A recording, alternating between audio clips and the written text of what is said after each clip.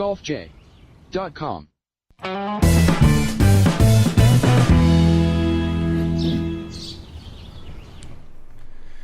Hey everybody, welcome to our special PGA Championship recap edition of the Golf J podcast here at golfj.com and fingerlakes1.tv. I'm Jim Sinacropi alongside Rhett Taccone and Doug Brown on the third floor of the North Park building in Seneca Falls, New York, live from inside the fingerlakes1.com studios.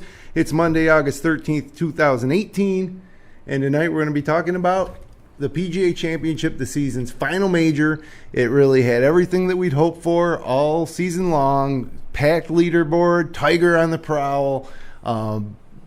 It was a fantastic Sunday to watch. It was a great week to watch, and I mean, let's get right to it. I think there's a lot to talk about tonight, but first we should talk about Brooks Koepka.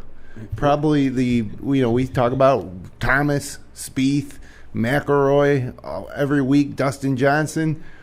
Who's better than Brooks Koepka? Right now, nobody. Yeah. First, I think we're the only show in the country to actually start with him. That's right. So right. Kudos to us for that. That's so let's right. talk about him for a few minutes. Yep. Yeah, nobody's better than him right now. I mean, he's just striping his drives, just absolutely bombing those, and nobody can keep up with him in that regard. He can Get the putt whole game. like Short game. Yeah. I mean, he made those two bogeys on the front side, and you're like, uh-oh, here we go. Yeah, he's going to fade away. Thomas was missing putts that he shouldn't have missed. And you're thinking, wow, I didn't think that Brooks Koepka would blow it like this because he is so steady. And then immediately steadied the ship and went on to just pull away. Yeah, he won. Yeah. He didn't fall back at all.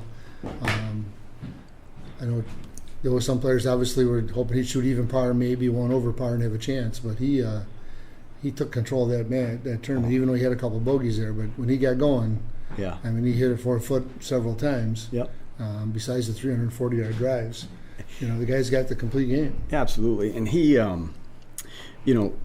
think once Friday's round was over, you kind of almost felt like it was a really serious chance that he's going to win this tournament, Yes. regardless of what Tiger was doing and everybody else. Yes. You just felt, he obviously had a great tournament at the U.S. Open and has been playing well all year. You just figure this guy's probably going to do what he does, right. Just steady, and he's not fancy. He doesn't he doesn't have a whole lot of flair. Honestly, Right. He's kind of dry. It's at times, especially the way the tournament ended. Yeah. I was shocked at that, but he's a good one to watch. He's fun to see hit those bombs and how sharp his short game is. Yeah, Jimmy and I spoke for a couple of minutes over the weekend. About halfway through, said if Brooks Koepka wins this, we got to talk about him being the best guy, not Justin Thomas, Johnson, or those guys. Right? Yep. This guy leaps them, and so we kind of forecasted that, if you will, like Saturday morning. Yeah, and because he's that good and that steady, and of course played to his liking, right? Yeah, fined about 340 or whatever, but he's somebody to be reckoned with, and think. He got laid up for a little while after last year's U.S. Open. He didn't play much. There was some sort of a foot injury, if I remember right. He's out. He didn't play in the Masters. Didn't play the Masters. Right? And then comes back and wins this year's U.S. Open, now the PGA. So, I mean, he's won 3 of the last 5 now, right?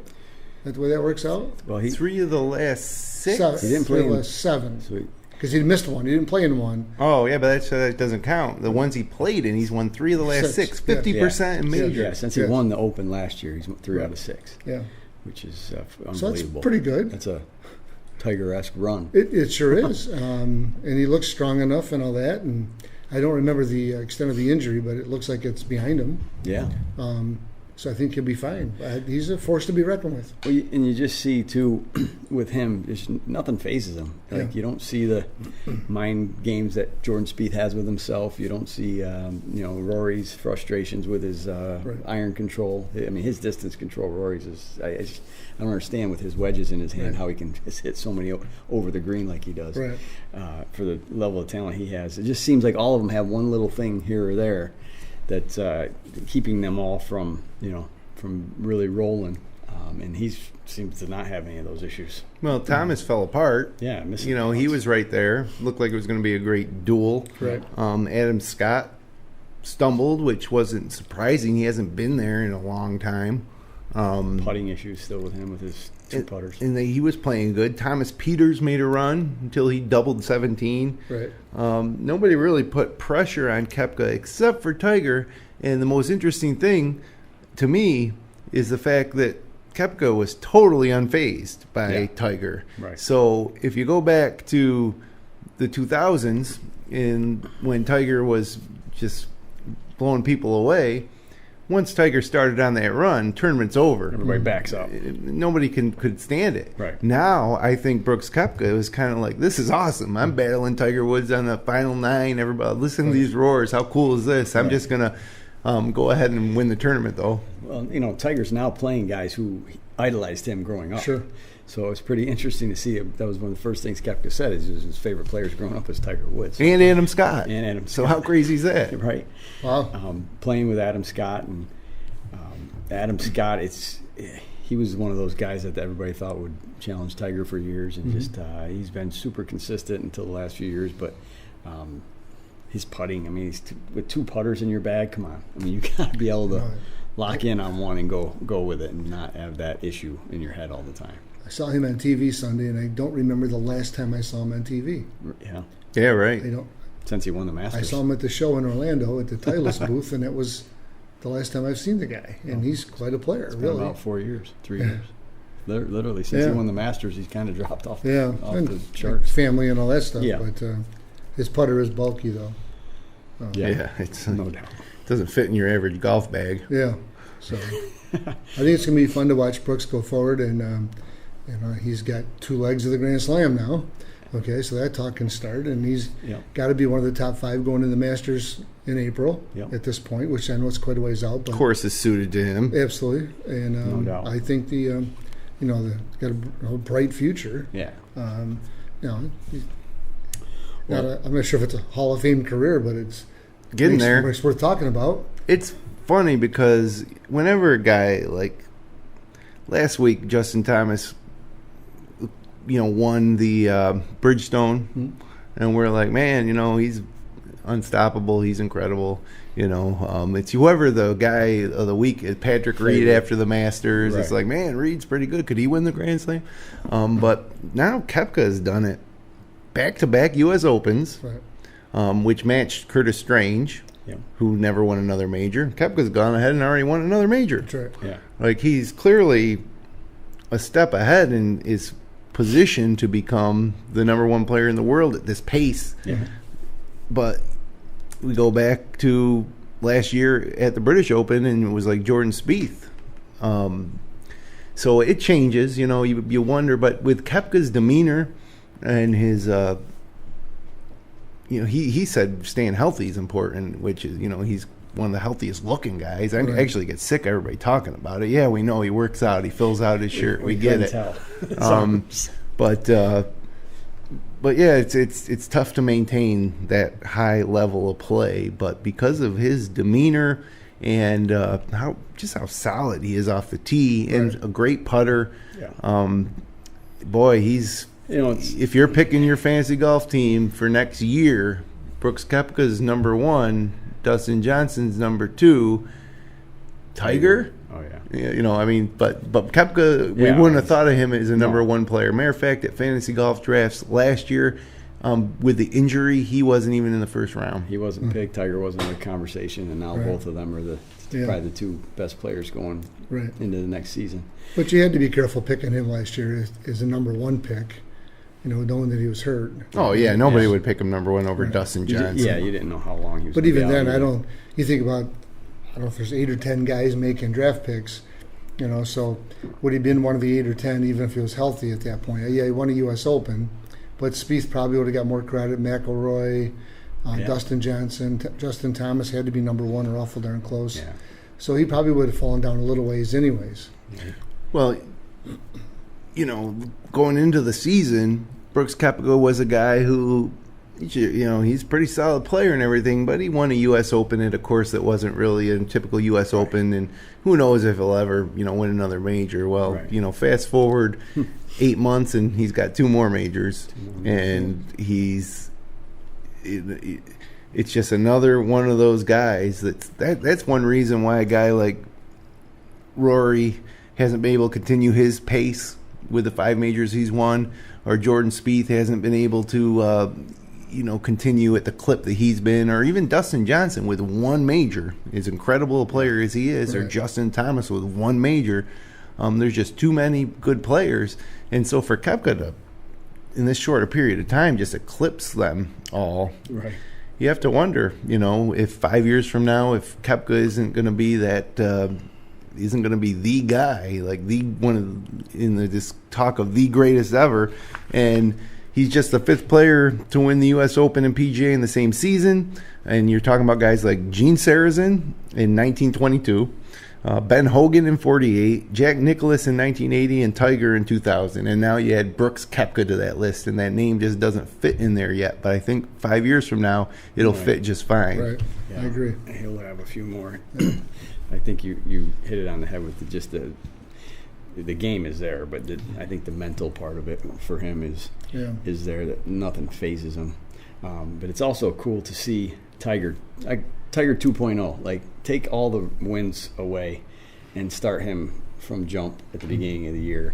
He's in the conversation with all of these guys, but he's not far and above these guys like he was 10 years ago and 15 years ago. So I think it's cool to see him as part of that group, though. Like, even though he didn't win yesterday, and I think the majority of the people were rooting for him to win, even though he didn't win, it was great to watch. And, I wasn't upset that he didn't win. I just thought it was great that he was in the conversation. Two majors in a row now. I've enjoyed watching them much more just because his name was at the last 9 holes on Sunday. It was part of the conversation. Well, he was attempting to win a major for the first time since the 2008 U.S. Open, which is 3,709 days. Yeah. Would have tied Jack Nicklaus and Walter Hagen for the most PGA wins of 5, and it was his 31st runner-up finish on tour. 31st, second-place finish. And 8th, second-place finish in a major. So, I mean, the guy... The thing I took away with Tiger is that whole round hit all the earmarks of every major Tiger's ever won. It was his lowest round ever in a final round, and it wasn't good enough. That's crazy. Like, he's got to be saying to himself, I can't do much more. Mm-hmm. He stumbled, he had 1 stumble on the back 9? He had a bogey someplace. He had 2 bogeys, 1 on each side. He shot 2. But I say once he got to the back 9, he was just tearing it up. Yeah. And he had that 1 bogey, but that wasn't what cost it. He still wouldn't have been enough. Right. He was making putts. He was, sticking irons, almost holing shots. Everybody's going crazy. It was so crazy. And then you go to the leaders, and there'd be 50 people following them, and 20,000 around Tigers. So I think the general perception with Tiger right now is that he's back, he's definitely going to win, and the jury's still out. I mean, he obviously should from the looks of it, but what more could he have done yesterday? Yeah. And he was two shots shy. Well, when you look at it too, the 2 bogeys, and then the putt on 1. That he missed just to the left where it turned at the very end, and then that 1 putt with the 1/2 revolution, it goes down. He could have shot a 60. Yeah. And he also had a couple pars that he scrambled for. He had a rim out too, someplace on the backside. Yep, you're right. So I mean, he did everything like he said, and I think he said that yesterday in his interview afterwards. He's like, I don't know much more I could. I needed to get to a 64 to have a chance, and I did, and it still wasn't enough. So remarkable round. He doesn't hit a fairway. Yeah. Right? And he was in some junk. Right? Yeah. And hit some great shots. Yeah. Which was his game back in the day anyways, although I think he's more errant now than he was then. Yeah. Or tends to be left and right a lot more than he was then. But it was great to watch. Is he back? A couple weeks ago we kind of thought it was a setback. But all right. It looked like, he got in the hunt, he got in the mix, he got outplayed. Yeah. Right? Yeah. I'm sure he went out of there Saturday night knowing that he's got to shoot at least a 65 to contend. And he did it. Because he was behind by 4 shots. Right. You got to figure on the guy shooting, let's say he shoots 70. Koepka, probably his prediction is he's going to shoot 70. I got to shoot 65 to win. Right. So he shoots 64. It just Koepka and loses really by 2. Took it to him. Yeah. Right. He shoots went by everybody 66. else, though. Oh, yeah. Tiger did. So just one guy. And that's the way, again, you can't play defense. Right? You can't go tackle Brooks Koepka and knock him out of the game. So Koepka deserves everything as far as the accolades go, but I think Tiger played one hell of a tournament. No, it was great. Both of them, watching both of them. I like Koepka. I think I do too. He's fun to just watch him hit drives that you can't see because he hits them so far. I think it's great that he won. Great for the U.S. golf. Yeah. I just think it would have been a better story if Tiger wins. Sure. Okay. Yeah. It would have been like Tom Watson winning the British Open there back 5-6 years ago. It would have been a huge story. Just from where he came from a year ago, yeah. Right. But that story is going to happen here very soon. One of these days, I think you're Jimmy's right. looking at him, Jimmy. I don't know. I mean, that's the intriguing thing. It's nice to see that he's in the mix, but I don't know if he'll be able to, at his age, hold these guys off. I think if he stays healthy, he will get one or two more because he's to me. Well, how many does he have? 14. And how many does Nicklaus have? 19. 18. So Yeah. I don't think he'll get is that back in the conversation? I think it's in the I conversation. think if he wins one, it is, because if he wins one next year, there's still time. And, You got to get it early. He'll be 43 Augusta. next year in February. Yeah. So, I mean, if he wins one, I think it's in the conversation now just because he's playing so well. If he continues to play at this arc, in my mind, he's better than everybody right now but Brooks Koepka. Right. I'd take him over anybody else. I don't, Justin Thomas is a great player.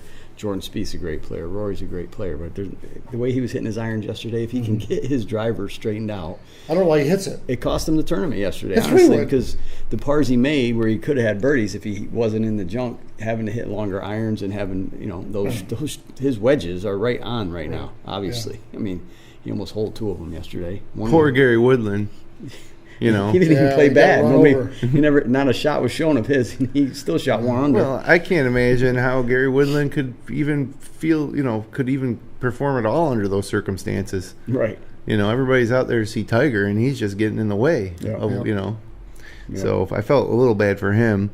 Adam Scott, playing for Jared Lyle, passed away this week from cancer, and that's a sad story in the fact that he was able to come back and compete after some treatments. Yeah. But at the end, he couldn't beat it. He's been fighting it since he was 18. Yeah, he's had 2 or 3 bouts. 16 to 18 years that he's held it off. Yeah, looked like a nice guy. He had a big smile. Always with that yellow bucket hat. A lot of fun. I think he's a nice man. Yeah. Tragic. Yeah, it was unfortunate. It's good to see all the support, though, from the players. Yeah, well, Adam Scott specifically, fellow Australian, was supposedly playing this tournament for him. It was the best finish that Scott's had in a while. Mm-hmm. One thing that was kind of strange, and it just goes to, Koepka doesn't seem to really care. He doesn't seem to need, accolades. Right. But the final putt, I never seen a major end like that. Right. Brooks marked the ball, let Adam Scott get out of the way. Now, he said he thought he was doing Adam Scott a favor, and maybe it was easier for him to putt without seeing that mark there. But, and it was a big putt. It was to tie for second. Mm-hmm. But how anticlimactic was that? Yeah. Right. It was like, he won. Nobody knew. The fans didn't know what to do. Yeah, you don't see that happen because they want to control the fans out of respect to the other guy. Right. I'll do my tap in later on. Well, and it's also a tribute to the winner. Yeah. Essentially, let you. Well, you need that shot. He makes the putt. He puts his hands up. Hugs the caddy. Right. Off they go, and to a huge crowd. But then he tapped it in. He got a little applause. Everybody quieted down. Adam Scott missed his putt, tapped it in, and everybody just walked off. Yeah. Yeah. It was definitely anticlimactic. But that's his type. That's his style. Well, if you look at statistically, Koepka for the week, there's room for improvement around the green. Well. But he hit off the tee. He ranked second in strokes gained against the field. Approach to the green, he ranked 9th against the field. Around the green, 44th. Putting, 18th. You usually don't see a guy win a tournament who's 18th in putting. Right. It's respectable. It's fine. It's a big field. It's tough. That's a good putting week for sure. But he was just unflappable, tee to green, really. Yeah. And, you look at these stats here. Driving distance, he was second at 324. He hit 26 drives of 320 or longer. Second was McIlroy at 25. After that, you have to go to John Rahm and Ryan Fox at 17. Even DJ only had 16 drives at 320 or longer. So he was first in driving distance for all drives. Percentage yards covered by tee shots, first. Fairway proximity, first. Approaches from 150 to 175, first. So, I mean, there's not a single flaw in his ball striking. He didn't miss. You know, he really didn't. He had 27 yards longer than the field on his driving distance, which is 2 clubs for most guys, right? No, it is. Yeah. 15 there's 10, 12, 15-yard club, right? Yeah. Yep, yeah. That's just crazy. Yep. And then for Dustin Johnson, who everybody considers the bomber, you know, to have 10 less drives of over 320, it's crazy. If you look at the majors this year that he started in, because he didn't play the Masters, his first round score at the U.S. Open was 75, plus 7 on his first 25 holes, minus 6 to finish, won it. Then at the Open, he opened with a 72. His first 9 holes a plus 5, and then he finished at minus 3 to finish tied for 39. Then at the PGA Championship, his first round score is 69, which was not even top 10, I don't think, after the first round. No. Went 2 over par in his first 10 holes, but then finished 18 under on the way home and won it. And, you know, one thing looking at this tournament, Bellerive was a fun course. It was great. The fans of St. Louis made it great. Yeah. But it just seemed a little tame for a major to me. You know, the fairway's a little wide, the rough not quite that deep. We got some rain. It softened the greens up. Yeah, that was a big part of it, too. I don't know why they don't grow the rough a little more. I remember the last major championship I attended, I think, was the PGA Championship at Oak Hill. Jeez, how long? 2000. Yeah, Duffner won it. But I just remember seeing that rough. It was way longer than it was at Bellerive right off the fairway. Well, didn't they, for a while, go towards more of like a USGA setup and then kind of try to distance themselves after that, after Oak Hill, to try and make it a little more fan-friendly? I don't know. Just seems they say that this is the tournament that they don't care what the score is, but 16 under at a major is never going to feel right. Well, especially... Or the amount of people under par. I was going to say, especially when you have, you know, a dozen or so that are minus 10 and up or better. Do you guys recall what Koepka shot at Chambers Bay? Or where did he win his first U.S. Open? Was Aaron Hills. Aaron Hills, yeah. Remember what he shot? Wasn't it like 17? Yeah, it was like right there. And everybody talked about how easy that setup was. Right. Similar here. I think the difference for that one was just how drastic a number that was different from normal U.S. Opens. Right. So I think they talked about it more. I think you've seen minus 8s, 10s win the PGA. What do you think Duffner shot at Oak Hill that year? I think it was something like 7 under. I was going to say 3, but yeah, I think you we're in might the same be right. ballpark. I could probably look it up, but whatever it was right. so. Nothing against the. It was a great tournament, and the Bellerive did a great job. It just didn't seem that much different than the Bridgestone the week before or your average tour stop. Right. I like the setup in the sense that it made it exciting, where there could be some eagles, some birdies, some pars. They made a drivable par 4 out of number 11. I don't know how many people drove it on the green, but I know you could. 17th hole, believe it or not, 600 and some odd yards. They're reaching that green in 2. Yeah. You know, now if that was a 530-yard par 5, I say it'd be a joke for those guys. But this thing was 600 plus, and they're getting, if not on the green, awful darn close. Yeah. You know, so it increases the chance of somebody chipping in for eagle.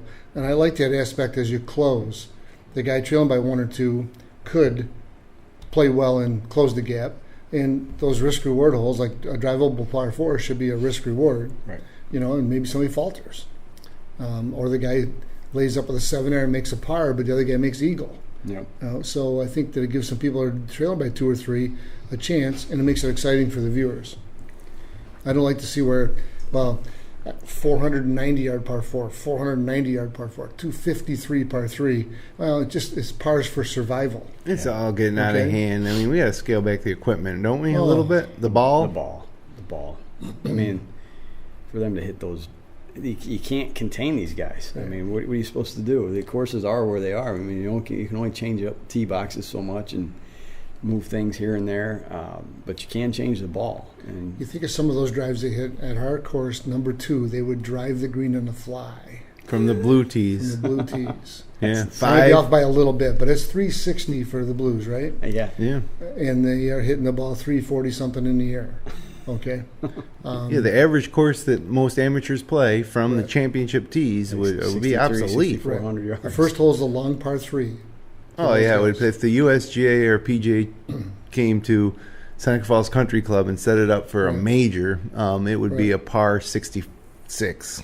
Right. Maybe that's too high. Well, it may, I mean, one par would. 5s are reachable. 1 in 15. There's 6 strokes right there. Oh, right. all 4 par 5s are par 4s. Oh, yeah. And they're not even difficult par 4s for these guys. But I don't think PGA Tour, USGA, PGA of America, I don't think they want to change because that's the new thing now. Offense, scoring. Everybody wants to see. It is, but when does it stop? We were worried about Marion being obsolete. Now, where's it going to stop? If they hit the ball 340 today, it becomes 380 in a couple of years. Yeah. That takes the golf course to 7,700 yards obsolete. You're right. Okay, so Something has to be done. And I think what scares me more about the length is for the average player at a golf course, they're all buying that same equipment, which means they can hit a little bit farther, it goes a little bit faster, and it goes farther offline, which makes it more unsafe out there at times too. True. So, if you stray with a persimmon driver and you get something more powerful, all you can do is stray more when it gets all said and done. I want to see the old school tournament with the persimmon drivers, hickory stick putters.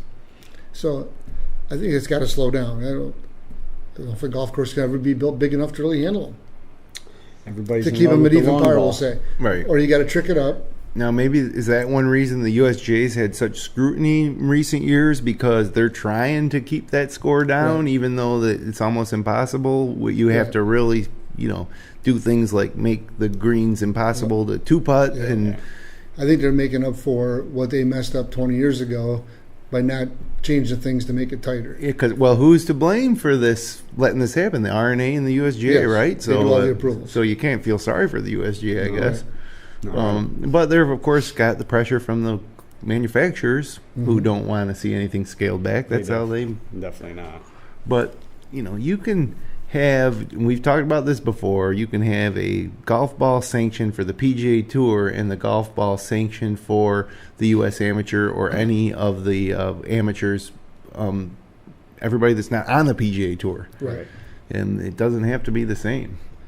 Right, but the manufacturers aren't going to like that because they want to advertise that you can use the same ball Tiger used, right? Exactly, or Brooks used, right? So they're going to fight that at least as far as they can. Yeah, I mean, it'd be right. The only one that can get away with this right now would be the Masters because they're a private event. Right. They can make their own golf ball if they chose to, and if you don't want to come play in my event, don't come play in my event. And everybody, if you don't like it, they'd all show up. Right, they would show up. Absolutely right. But otherwise, I just don't see it changing back. I just think it better stop. So Augusta could theoretically, because they're not beholden to any organization, they could say, if you're going to come play the Masters, these are our rules. Yes. And that would be a good testing ground, I think, to see how this kind of thing. And they're landlocked to a certain degree. They keep they can't buying half of Augusta, but and I don't think anyone would have a problem with the Masters doing that because it's the Masters and there's so much more to the golf tournament than just hitting the ball long and all of that. It's more about the course. The course is a story at the Masters. Right. It's always been the story, and it always will be. But the 13th hole at Augusta used to be Tom Watson or Tom Kite or Calvin Peete or whoever hitting like a 4-iron off a side hill lie for the second shot, and they had to think, do I really want to try this shot? Right. Now it's like 9-iron. Yeah, they're down far. They're 50 yards far. Yeah, and they've already lengthened it. They're wrapping it around the tree and putting it down there. Those guys used to put it up on the top edge and didn't even get to those trees. Right. That if those guys now hit it straight, they're going right into those trees. Right. Yeah. Yeah, it's tough. It's definitely obviously changed the game. But something has to be done at some point. there going to be more Brooks Koepkas. These guys aren't going to start hitting it shorter. It's not and it's not all the bulk. Justin Thomas hits it a mile. He weighs 145. Right. Yeah. Did you see one of the cool innovations from the telecast was the 360 cameras? Yeah. So you could watch Justin Thomas take his backswing, and the camera would swirl around as he made contact, and his foot comes right off the ground. Sure does. Yeah, and well, you see the driver, how the head is ahead of the shaft. Yep. With those guys, how much torque they have on their swings, just getting their hands through. It's just they're on a whole nother level. They really are. There's no doubt. Absolutely. But I think until they hit 20 under or something ridiculous like that, I don't think anything's going backwards on any of these majors. And Duffner was -10 to win at Oak Hill. Yeah, wow. -10. How much did he win by? I think he won pretty easily. I think I don't think it was close. Right, and they play as a par 70 for that event as well. Mm-hmm. It's a par 71 for members. Yeah. Well, the shrinking of the golf courses had already started at that point. Right. But it doesn't say. So, unsurprisingly, the ratings were up. Yeah. 60%. I think everybody was watching that. They had it on the big screen at Wrigley Field pregame. Everybody wanted to know, if Tiger could do it. So, it's a Tiger effect. It's not, if Tiger wasn't in it, I don't think the ratings were any higher. It's funny, though. Sunday's final round of the PGA Championship earned a 6.1 overnight rating on CBS, up 69% from last year's 3.6, which coincidentally was the rating of the U.S. Open this year, 3.6. And U.S. Open, as we've talked about it before on this podcast, is really losing its luster.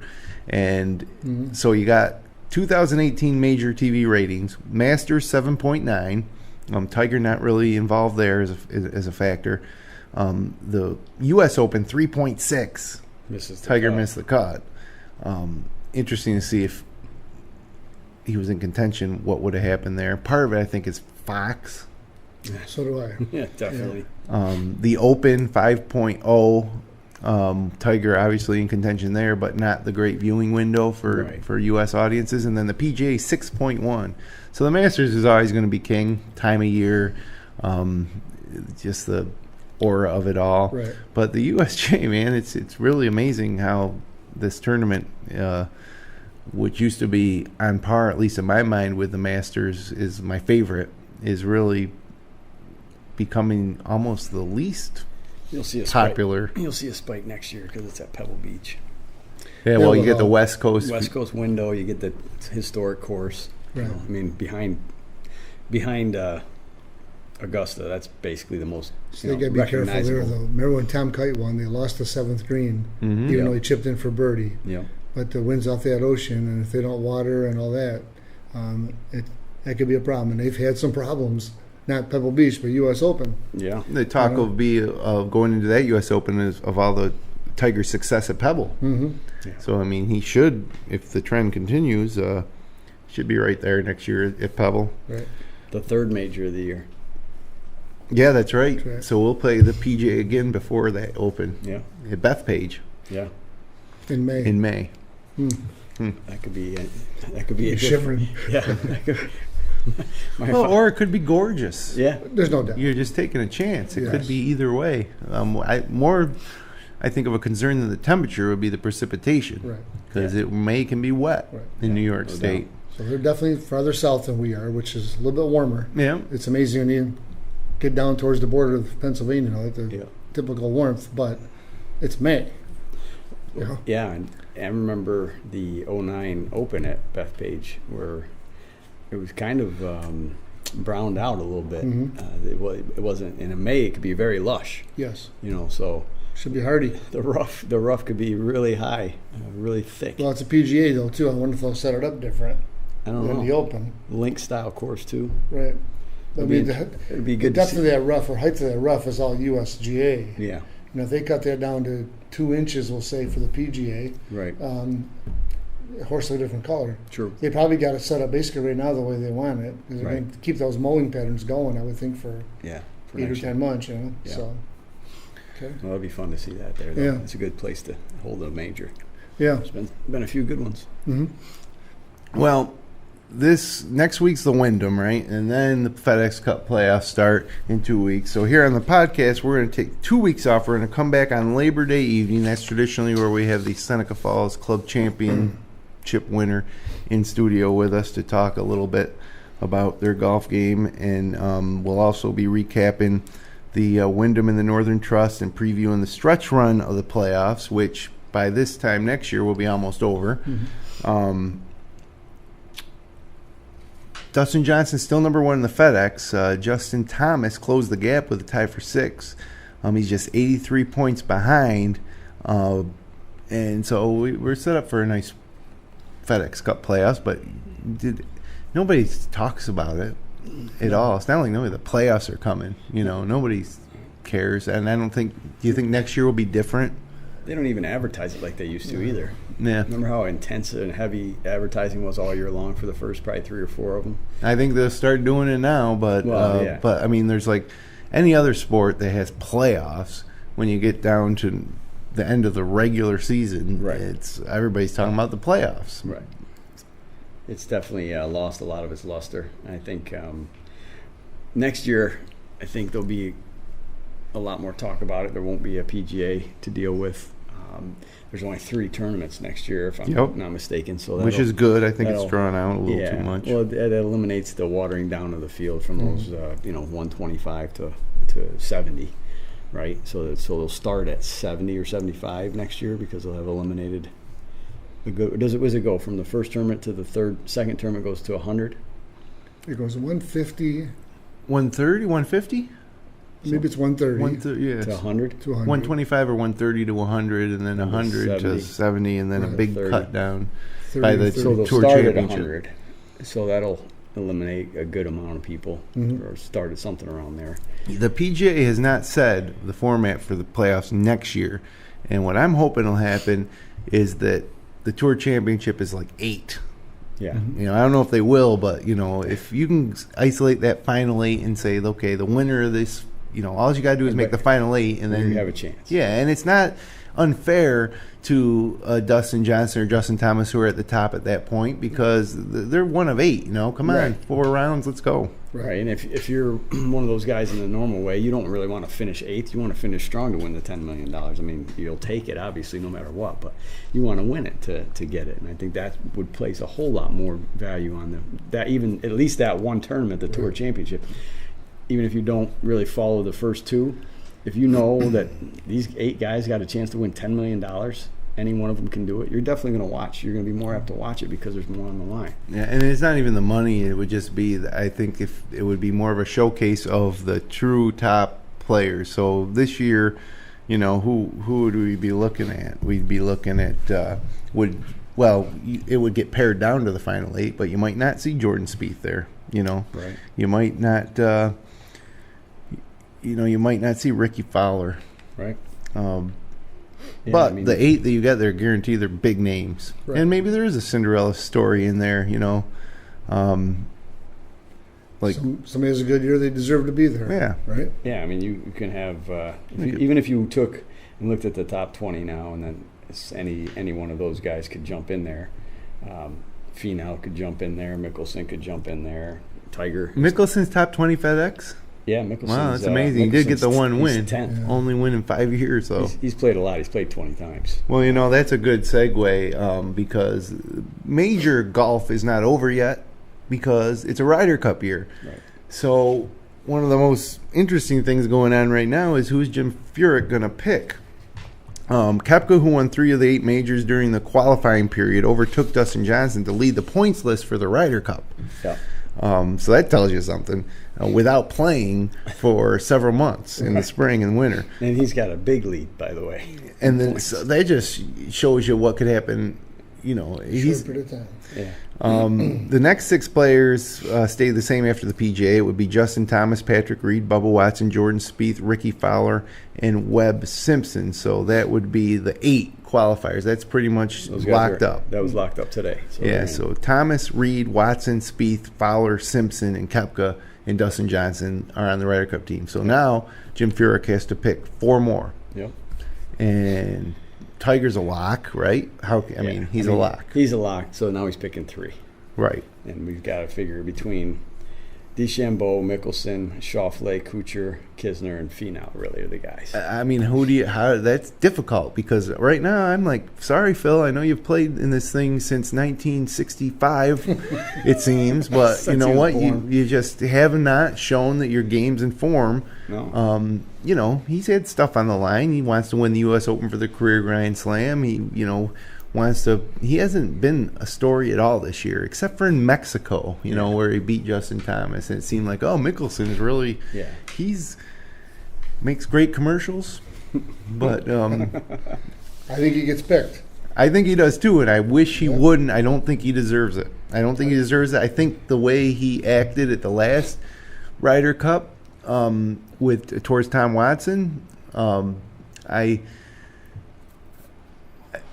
he's got so much experience, and he's an elder statesman of the Ryder Cup. But you know what? Give me Tony Finau over Mickelson. I think Tony Finau is more intimidating of a presence. Absolutely. Right now, I think he's going to get picked based on how these other guys are doing when you got 3 spots to pick. So I think you go Tiger for sure. And if Finau continues to play well and has a pretty good showing at the first 2 FedEx, he's in. Okay, so now there's 2 more. Schauffele's played well all year long. He's had a good showing at the Open. I'm not sure what he did this week, but he did pretty good this week too. I think he was in the top 25. Kuchar's kind of sliding off a little bit, so I don't think he's a pick. Kuchar's played every Ryder Cup since 2010. Mickelson's played every Ryder Cup since 1993. Only 4 top 10s, though, for Kuchar this year, and missed the cut in 2 of the 4 majors. DeChambeau's all over the place. He can't trust him. But he's number 9 in point standing. So if you're going, it's tough to leave that guy out. Yeah, but you see the meltdown. I think. Oh yeah, and the range is unbelievable. I think he sealed his fate. Yeah, and he's, again, we're basing it on 2 years, and he's had a good year. But like the last 2 months, I mean, you want to get the hot guys right when you're picking the guys that didn't qualify by points. DeChambeau would be a great partner for Tiger, though. They're good buddies. I think you're going to see Tiger and Phil get paired together in the 4-ball, not the alternate shot. Tiger and who? Phil. Phil, if he makes the team. I don't pair Tiger and Phil together at all. I think they do it. It's a 2-man best ball. Hit it all over the lot. Nobody. If you hit a cricket, you don't hear me. That's a big L for the U.S. if that happens. If he makes the team, Phil, I don't see him playing a ton. You heard it here first. Obviously he plays Sunday. And he's got this big money match with Tiger lined up. Yeah. I think it's Finau, Schauffele, maybe in DeChambeau or Mickelson. I think DeChambeau's out, not even in contention. But because the other guys, Woodland's up there. The one is farther down, but has played very well this year is Zach Johnson. That's what I was just going to say. I take Zach Johnson over Mickelson. Yeah. I take Zach Johnson over Kuchar right now, I think. Yeah, I don't think Kuchar's in consideration either. Kuchar and Kisner kind of have. Yeah. Kuchar's 13 in point standings, though. Is he really? Because he was second place in the Open last year, and last year he was phenomenal. Yeah. Consistent. What about Kevin Kisner? What about Daniel Berger? What about some of these guys? What about Kevin Na? I would have thought Kevin Kisner could have got an automatic bid if he just would have closed a couple tournaments. Yeah, that's true. I mean, he's had some leads that he hasn't held on to. If I was picking, I would have a long, hard look at DeChambeau. I mean, like you're the first man out at number 9. Maybe that's more of a decision of Furyk actually having a conversation with DeChambeau and finding out if his head's in the right place. But I think that he's deserving of being on there. I think that he's a perennial future member of the Ryder Cup for the U.S. It's obviously Tiger. And then I am going maybe somewhere different. I might go Tony Finau and Kevin Kisner or Zach Johnson or Xander Schauffele. But, Kuchar and Mickelson, I'm fine with them being out. I don't think in the Ryder Cup where you can only take 12 that just being on the team for so many years, otherwise why don't we get Tom Watson back on there? I mean, I just think with Tiger playing as well, you're not going to get judged by picking Tiger Woods to be on this team. You'd get you want him on. If you didn't pick him, right? Everybody there'd be wants backlash. So then I think Phil becomes a pick based on the body of work of his career. And that's all I'm saying. And then you got to fit them in someplace. There's no need to have. We need experienced players anymore because these kids don't care. They're so experienced, and they're beyond that. 20 years ago, you needed to have some balance and bring in some younger guys or some older guys. But I think Phil gets picked as the body of work. I think he's a vice captain. I think he goes with some. I wouldn't mind that. I hear you. I just don't think he's going to get picked. I'm not a big fan, so because I still don't think. Fan of Tigers. I still don't think. I think he still has things to show in the next few weeks. Like as of right now, I would not pick him. If he goes and has a good FedEx Cup and plays well and gets some more top tens, then I'd say then it's probably a no-brainer because of his past. But I wouldn't count on it. If I had to pick him today, if you guys had to pick today, who would you pick today? Well, remind me, what's the deadline for the picks? What's the schedule? So it was like I think the Labor Day or the next day after Labor Day is 3 of the picks. Okay. And then he gets 1 to hold for a week. So after the third tournament, not the Tour Championship. After the tournament. Third tournament. Okay. Again, I would take Zach Johnson ahead of Phil Mickelson. I would take Kevin Kisner ahead of Phil Mickelson. I'd take Tony Finau ahead of Phil Mickelson. Let's see how many. So when we say young guys, you look, and everybody in the top 8 has played in at least one, right? Koepka, he played 2 years ago. I think he did. So everybody in the top 8 has experience. So you don't have to worry about nobody having experience that's already qualified. So taking a Finau or a Schauffele or both is not that big a reach. No, you want experience, but does that mean? I think it's bad too to have. It's good to have some rookies with no experience too. And if you have Tiger, obviously you're going to have 9 already that have experience. So now you have 3 that you can throw into the mix that don't have experience, but are playing very well, playing better than the ones that have experience. So you asked who we'd pick right now. With my 3 picks I would have right today if it was Labor Day. I would pick Tiger, Phil. You're counting Tiger in, so we're all counting him. Well, no, he's saying you get 4 picks though. So that's what I'm saying. So Tiger's in, so now you have 3 picks. I would take. You guys love this. I would take Tiger Woods, Phil Mickelson, and Kevin Na. Kevin Na would drive them nuts. You got one more? That's true too. Yeah. I'll wait till later on, but I think Tony Finau, watch him play in. Yes, I got you. Okay, or Xander Schauffele. Okay. I put Kevin Na on my team every year. He would torment those guys. He is so he might torment his partner, too. We'd have a Revolutionary War again. The ultimate wild card is Kevin Na. Did he get a 16 on the hole once? He's earned consideration. Oh, absolutely. He's a good player. No, he has a good game. He's a bit out there, but he's a good player. I'd take Pat Perez over Kevin Na. I like Pat Perez, too. That's good pick. Why not? A guy like Pat Perez who's been a journeyman. He's never had a chance to play on the Ryder Cup. A good team chemistry guy, it would seem. It's kind of like 2 years ago when Ryan Moore made it, and he showed out. He didn't disappoint. No, I agree. I mean, he hasn't had a good. Where's Boo Weekley when we need him? I think if Phil Mickelson's on this team, that he loses, that he takes no more than 1 point all week, and if the U.S. loses, we can place it squarely on his shoulders, or Furyk's shoulders for picking him. Right. So who are you going to go with? We'll do this. Let's all 3 do this. Well, I think I'd go. I would go with Zach Johnson the way he's playing right now, and that's the experience part. I would go with Tiger, obviously. I would then, at that point, probably go with DeChambeau. You're 9th.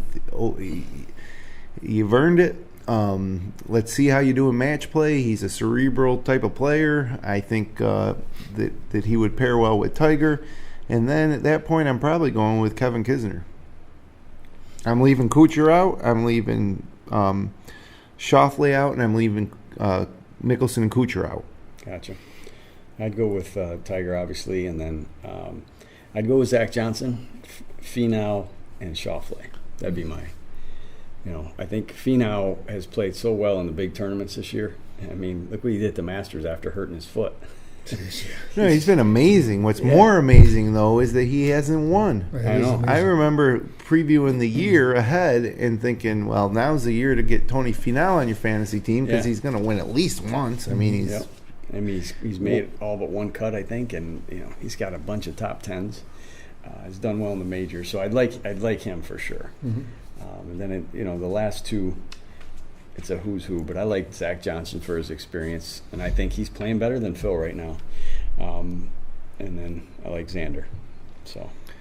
I don't know. Maybe it's a little unfair of me to not put Schauffele on there, but if I'm going to take Zach Johnson, somebody's got to be out with. So DeChambeau would be a rookie. Has Kisner ever played Ryder Cup? He played in the President's Cup. Yeah, that's right, President's Cup. So I think he's been. I think Schauffele would be out, and then obviously by next Ryder Cup he'll probably play himself onto the team at this pace. Yeah. Right. So. That's the one bright spot to this golf season is that we got that Ryder Cup to look forward to end of September. It's usually better than any major in its own way. Now, out of those 8 that are already in, who would you kick out if you could? That's what I'm saying. Like, who is playing the worst out of that group, and who could cost us points right now? You could say Bubba Watson, but I don't think any of them are. I mean, Patrick Reed didn't have a great showing at the PGA. But he's a gamer. Yeah, and of course you're going to want to pair him against McIlroy, right? Yeah. Some of this stuff, too, you're trying to win, but some of it you got to be thinking, how can I not? This is just too good of a story. This is too much made-for-TV type of stuff. Right.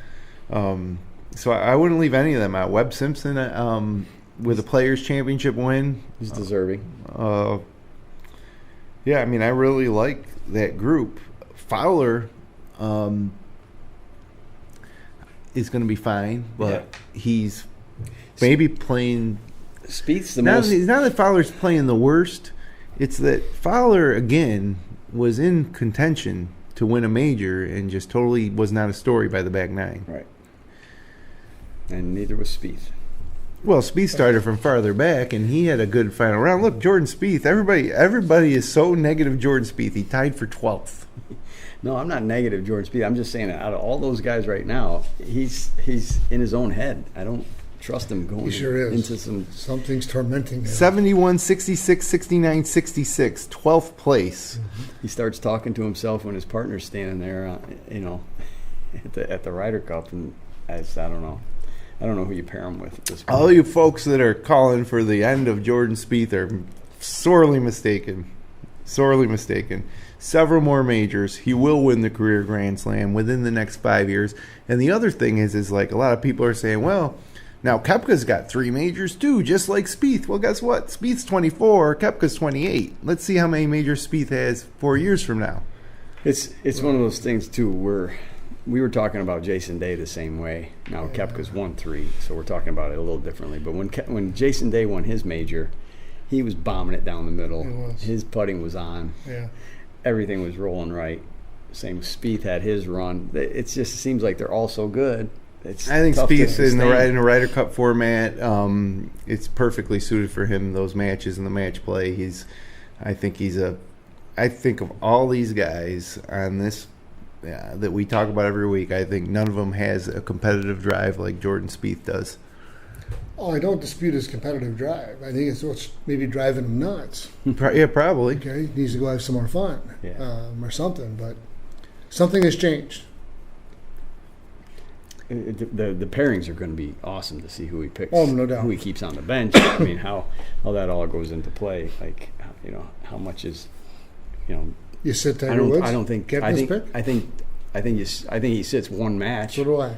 Just for his age, to unless he preserve has him. to. I don't. Because some of those guys will say, "I want a break." Right. And I think Bubba Watson would sit more than one or two. Yep.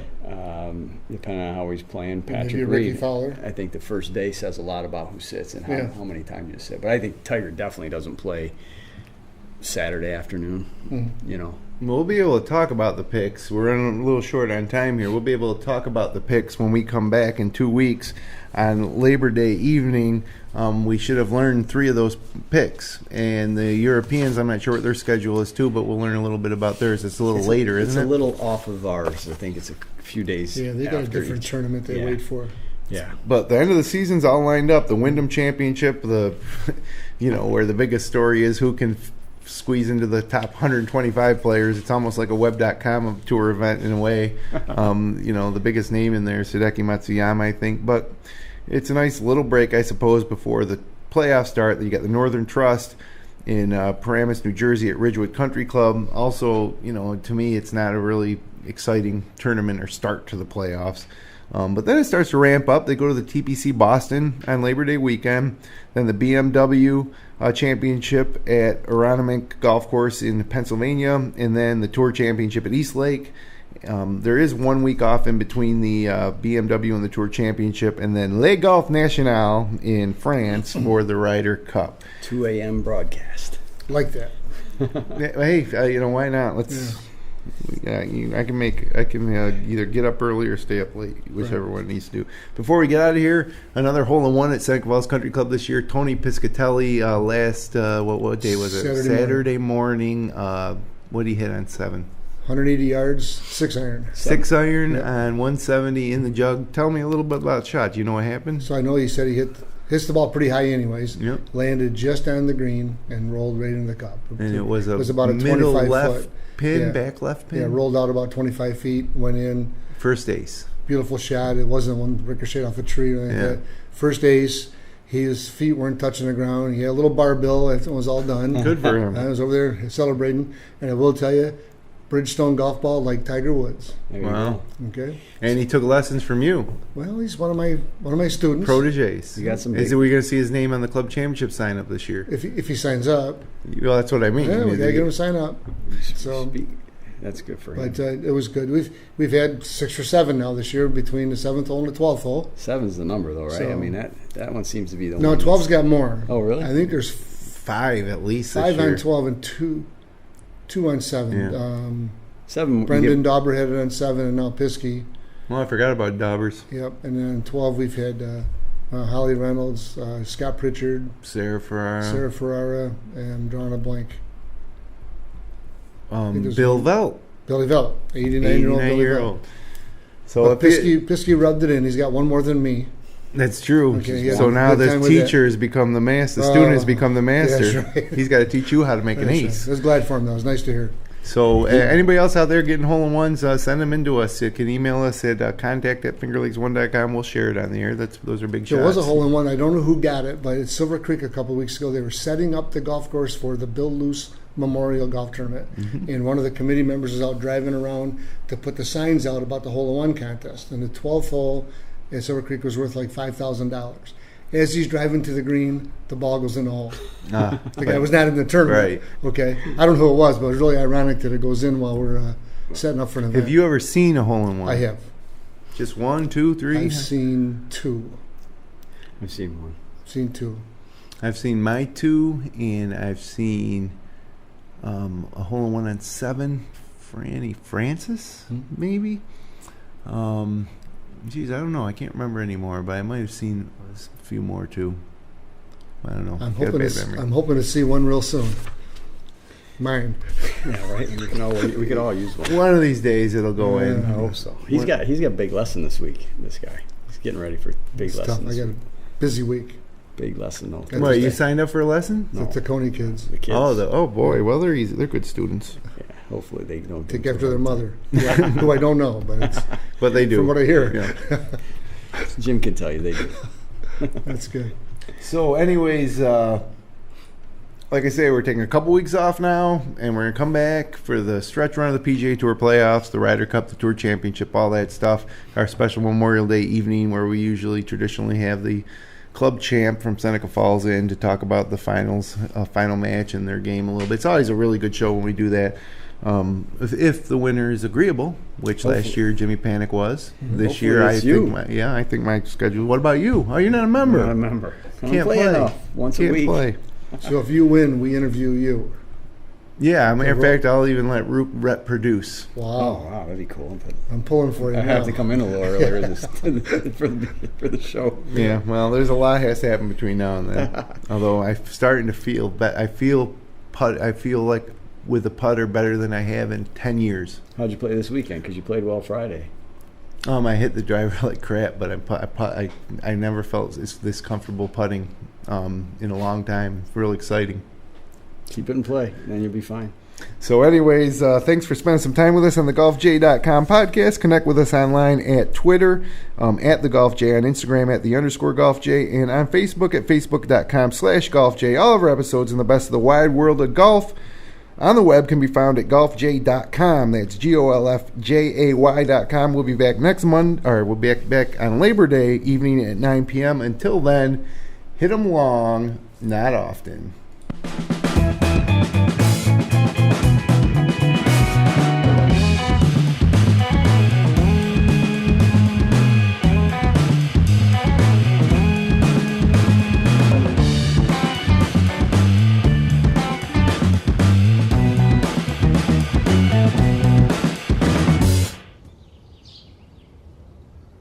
GolfJ.com